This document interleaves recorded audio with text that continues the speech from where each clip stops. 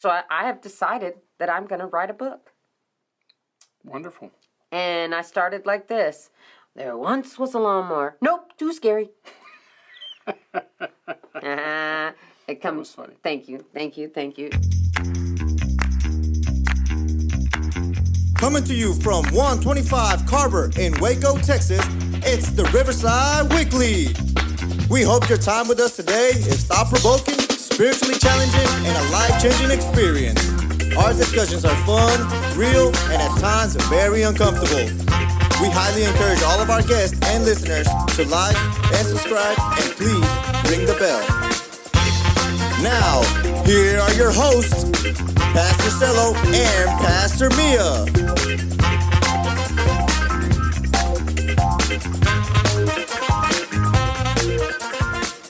Welcome, everybody. Welcome to the podcast. It's Wednesday. Good morning. What's up, all of our podcast listeners? Good morning. Wakey, eggs and bakey. What's up, guys? Only on Austin Street, though. It's No, Wednesday, so it's you have to come to Wednesday. Austin to get a burrito if that's what you want. Or a bowl. We do both. Yep. And tomorrow we'll be by the silos. So At SoCal. our life. And then in between there, we preach the gospel and get people saved, Woo! healed and delivered. And all that good stuff. Amen. Make disciples. Welcome. Make disciples. Welcome to the life of pie. That means two of us. Just kidding. I don't know. Just the two of Alrighty. us. Anyway, welcome to the podcast. It's Wednesday, and I don't even know where to begin other than look at my cool shirt. Cool shirt. Isn't that cool? Pampered chef. Part-time chef. Oh my goodness. I mean, we That could was have gotten fun. it from That that, was but this fun. is Puffy and it's so cute. It's not Puff Daddy, it's was just a joke. Puffy. So anyway, I don't even know where to begin. Wow. So I will just throw it out there and he'll just tag along at some point. The topic for today is my life is a story. And I know that's pretty funny, right? So I was like, shaboom, shaboom, sha-la-la-la-la-la, shaboom, shaboom. You know, this song? It made me think of that when I saw, I know, how cute is this cup, right? It's my granddaughter's cup. Shout out to Amelia. Thanks for letting me borrow the cup. Anyway, makes me feel like I'm on the beach. So, you know, she's into flamingos. I think she's growing out of it, but I found it and I was thirsty and it was frozen. So, you know, it was cold water. So, Nothing like good cold water. I know, right? Out of a know. cool cup. Cool cup. Yeah. Cool cold water and a cool cup. And a cool drink of water. Anyway, so I was trying to think about things that would go with my life as a story, and I was just like, you know what? This is the Food Truck Chronicles, y'all. There are so many things happening with this food truck, and I don't want this to be about that, but so I have decided that I'm going to write a book. Wonderful. And I started like this. There once was a lawnmower. Nope, too scary. It comes. was funny. Thank you. It comes from one of the kids shows that all of our grandbabies were watching. I don't even remember. Maddie knows which one it is, so you can ask her. Actually, I wrote the preface, so I'm gonna read it to you guys, and then you can order it for $99.99. She said $99.99. On pre-order. If we sell 1 billion copies, then we won't have to worry about a food truck. I know, but that was so. How to get out of the food truck business Yeah. for only $14,000. Hey, I mean, you guys, just let me read this, okay? Because I was going to send this to my sister. Y'all, you probably don't even know the background story. I might have said it several times, but I don't know that I've really talked about it. My salsa came about because my sister was working for a company, and they wanted salsa for a party. But she didn't want to buy any. She just assumed because I was Mexican, such a racist statement, that I could make salsa. And so she was like, yeah, just, throw it together. So I called my mother-in-law, and my mother-in-law gave me a recipe. She says she didn't, but I know she did. And she gave me this recipe, so I made it. And y'all, I started in this little bitty chopper about this big, okay? You know, the kind. And I made it, and my sister loved it. Everybody at her office loved it, and they all wanted it. And so she was like, oh, you got to make it. So here I was making salsa in this little bitty chopper, one-button chopper. Grr, grr. Then I'd pour it in there. Grr, grr, and I'd pour it in there, you know. And at the time, I didn't know the recipe. I just was, you know, using the ingredients, but I didn't know. I'm kind of like my grandma on that aspect. A pinch of this, and a little bit of that. Okay, yeah, you know. And so after that, my sister encouraged me to make tons of batches of it, and I did, but I made it in this little bitty, you know, chopper thingy, and it really got us through that time that you were not being a police officer to transitioning to a youth pastor and helping at the church where we grew up spiritually. And so I would like to say, and my sister probably will never watch this podcast, but she has always made me do crazy things in my life. Made me. And I'm not saying that she... Made you. I got you. She talks me into it. She says something... Yeah, but you're a pushover for stuff. People can talk you into anything. What do you say? I'm gullible? You're highly influential. Oh. Not influential in the place that you influence people, but people can influence you very easily. That's not good. Anyway, so, needless to say, I was telling my sister about the Food Truck Chronicles and all the things that have been happening, and she was like, sister, you need to write a book. See what I'm saying? You need to write a book. And I was like, I probably could, but because I was saying a couple of weeks ago, I could have wrote a country song, only I didn't have a dog, because that was the only thing that didn't happen is my dog didn't die, because I don't own one, okay?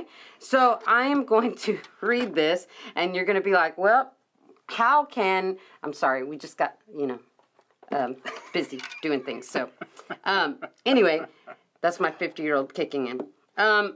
Anyway, I am going to read this because I was like, maybe I should write a book. Maybe I shouldn't. My life is a story. Everything I've drug you through and everything that we've been doing, all the things that, I married his family, and his family is the one who just stops what they're doing and goes out of town and drives to Florida and leaves all the dishes and the clothing and the trash and the party stuff all on the table, and you leave. I feel judged. Okay, but I'm just saying, I married a family like that, and yet I'm the one who turned out to be like that. I wasn't even like that. And now here I am just doing things, So I'm going to read this, and you can comment and like and share. Anyway, you haven't heard this, so this is all new to you. All right. My life is a story. When someone believes in you, it might just give you enough inspiration to believe in yourself. Or you could just doubt what they say and begin a whole process of disbelief of how can this be happening to you. Either way, you have two choices. You can either make moves or make excuses. A wise woman once said, every small business is 1% idea and 99% work. And she wasn't lying. This is the tale of those actual events as it unfolded in my small business adventure, the Food Truck Chronicles. Dun, dun, dun. Did you like that? I think it's funny. Why? Tell me. Well, because you're experiencing a whole lot of situations, circumstances, issues, all these different things, along with the emotions and mental and everything else that goes with it. That too, and physical. But I think it's in physical, and I think it's funny because a lot of what you're experiencing doesn't even faze me anymore because I've been through that so many times. With what? Well, of the 15 million businesses that you said I've had. Oh, wait a minute. Where's that one? Do we have that one? I don't know. Anyway, oh my gosh, that was so funny. I'm not downplaying it. I just, from my perspective, it's funny because the things that are stretching you and getting you all, man, you're looking at me like you're not even concerned. I'm like, yeah, not even fazed by anything. This is like normal business trying to get stuff started situations. Like it's just like, oh, well, there goes that. You keep moving. I was telling my daughter the other morning. I was telling her we were talking. Actually, I guess it was afternoon. And I was telling her, I said, it's funny because I was giving her an idea that I had. And she's like, I'm trying to think about next week, tomorrow. Like, you're like way down the street. Yeah, you're like 5 years down the road. Exactly. That's pretty much what she said. She goes, I don't see how you think like that. And I was telling her about this guy who was he was an engineer and a designer, and he built a car.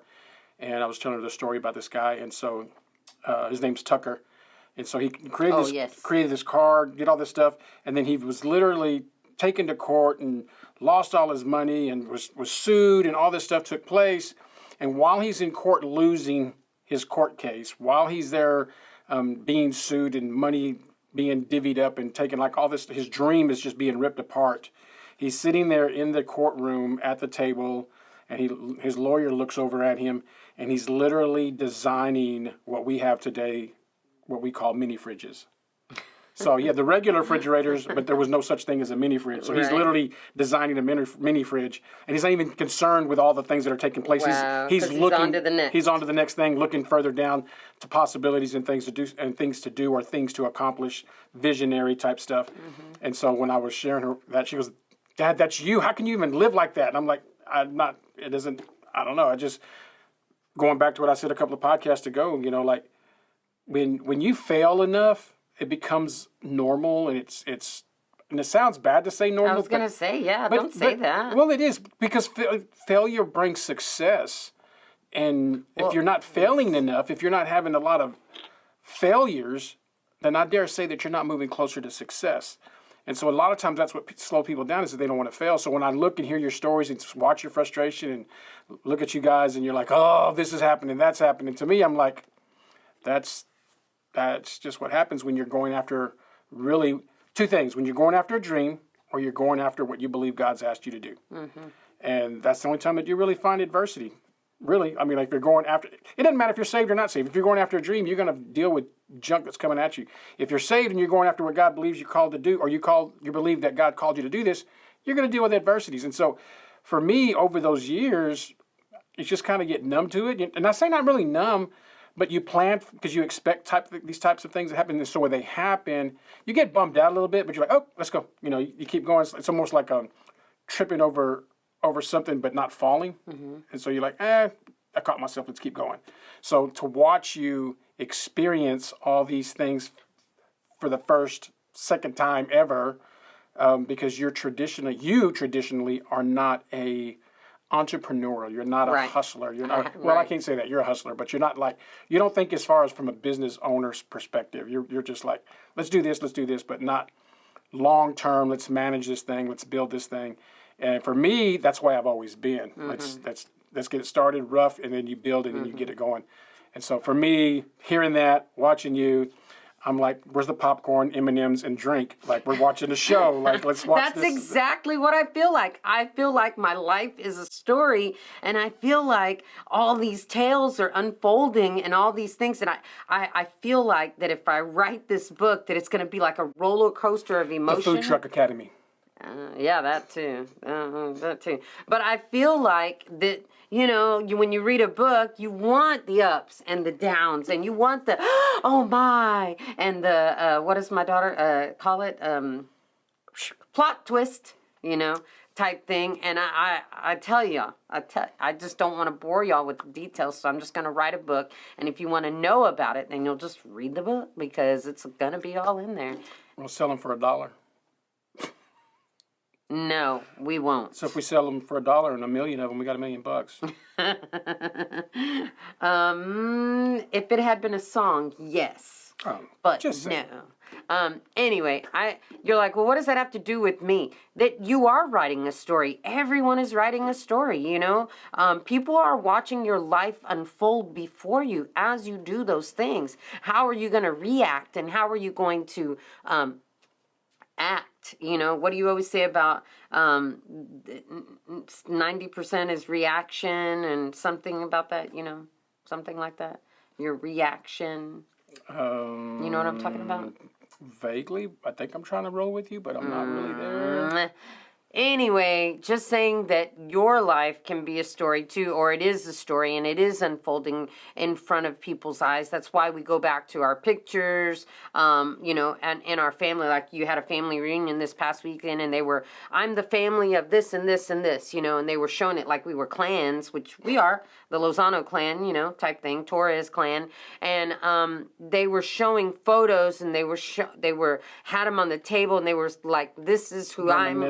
reminiscing memories. And history, and history, and it was just unfolding right there. And these stories that were told over generations, were just amazing. And they're not the ups and downs, but the memories are ups and downs. And I get in trouble for watching these stories while I'm sitting in the park or sitting at the mall or at the restaurant. And I'm just like, "What are you doing?" I said, "I'm just watch these people." You're people watching. That's Yes. something different. That actually I'm watching is. their story unfold. What's he gonna do? What's she gonna do? That's great. And I get in trouble for it. Quit. Well, You're looking creepy. I was like, I'm watching. Yes, it's not even that, y'all. This man, when we go to dinner and he's sitting there and he's eating something and he sees somebody, he's like this. Well, I could have my face in a screen.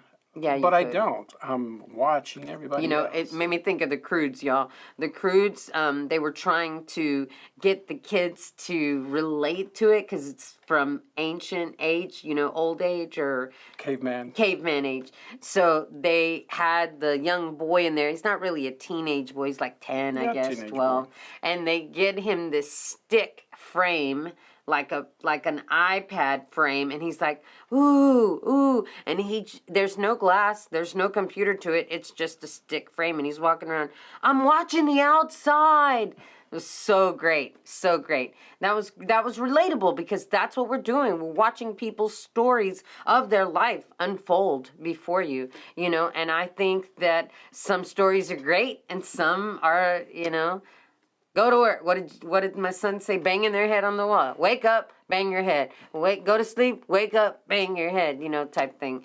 And not learning. And not learning, yeah. I mean, my parents, they, watch YouTube University and learn so much, and I love it. I think it's great, but I think that whether you're not telling a story or whether you are telling a story, your life is unfolding into a story for people to watch, and it's either going to be good, bad, or ugly. I mean, and the funny thing is that the people that are in your life that you have relationships with, different experiences, their perspective is so much different than yours, and when they tell the stories, you're going, I don't remember it that way. Yeah, and they're that's exactly what I saw, and you're like, I don't remember it that way. But that's part of observing and watching and learning. So for me, like, I'm watching you guys and I'm like, all right, let's make some burritos. Let's open the truck. Like, quit crying. Get up. Let's go.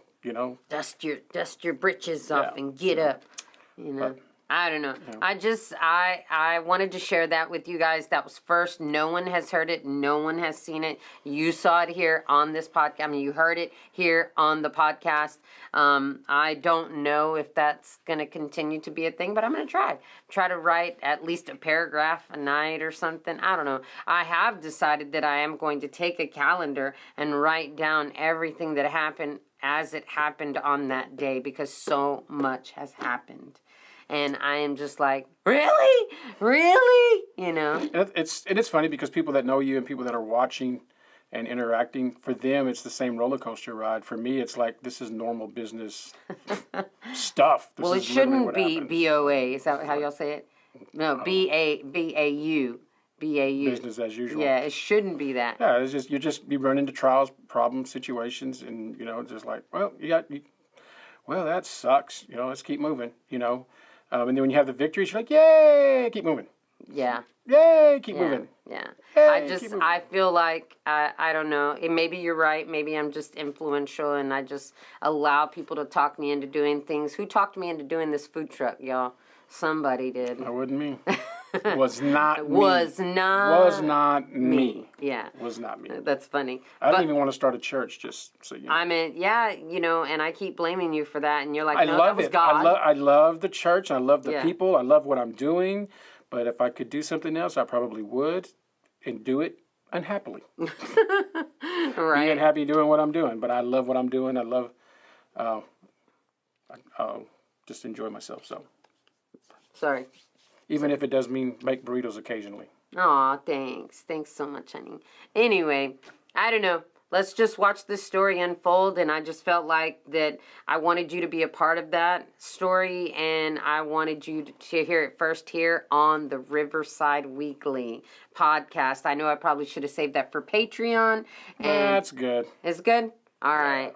So maybe I'll share the next couple of pages on the Patreon. How's that? Cool. All right. Anyway, thank you guys for joining us. Thanks for staying with us. And as your story unfolds in your life, you can chronicle some of that stuff. Is that how you write it down? Journal it. I don't know. Write it down. I don't know. It. I'm going to, because isn't that how we talked about before? That's how the Bible started. People were writing stories of what happened in their encounters. These are encounters of my life every day. So I've decided to write them for your enjoyment. So instead of Chronicles of Riddick, we have Chronicles of Mia.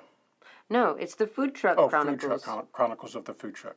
No, I like that too. Part-time chef. Part-time Chronicle chefs. Ugh, I don't even know. I don't want to name it right now. But that was what I called it, the Food Truck Chronicles. Chronicles. We'll see where it goes. Anyway, thanks for joining us this week. Appreciate you guys. And definitely come back next week. I will not be talking about the Food Truck Chronicles unless something happens. Which it will. Something will happen. Yeah. Always does. Yeah, I know. But it's actually relatable, and I can attach something to it and give a life lesson. There you go. So, all right. Thank you guys for joining us. We'll see you next week. Holla at you guys. Thank you for listening to the Riverside Weekly. Download the Riverside Waco app to stay connected and follow us on all social media sites at the Riverside Waco. This podcast is made possible by the givers of Riverside Community Church. Production and engineering provided by Capital G and RTV in Waco, Texas.